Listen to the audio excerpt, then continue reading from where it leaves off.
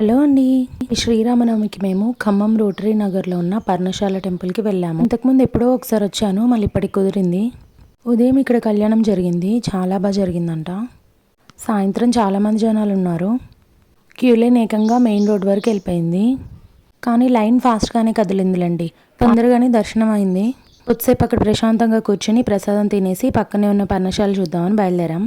రామాయణంలోని important సంఘటనని ఇక్కడ పర్ణశాలలో బొమ్మల రూపంలో పెట్టారు.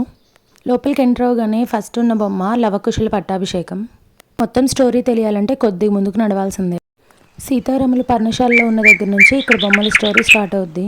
సీతమ్మ రాములు వారికి బంగారు లేడిని చూపించడము, రాములు వారు ఆ బంగారు లేడిని తరుముకుంటూ వెళ్ళి అది రాక్షసుడని తెలిసి దాన్ని చంపడము, మరోపక్క సీతమ్మ రాముడికి ఏమైందో చూసి రమ్మని లక్ష్మణుని ఆదేశించడం, లక్ష్మణ రేఖ దాటొద్దని సీతకు చెప్పి లక్ష్మణుడు అటు వెళ్ళగానే సీతను అపహరించడానికి రావణుడు సాధువు రూపంలో రావడం, అతనికి భిక్ష వేయడానికి సీతమ్మ లక్ష్మణ రేఖ దాటుతుంది.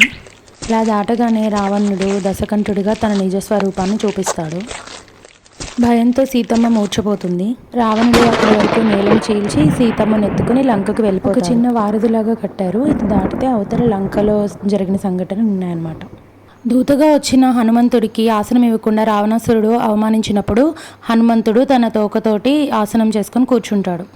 తరువాత అశోకవనంలో సీతమ్మ వారిని హనుమంతుడు సూక్ష్మ రూపంలో వచ్చి కలుస్తాడు కదా, ఆ బొమ్మలు ఉన్నాయి.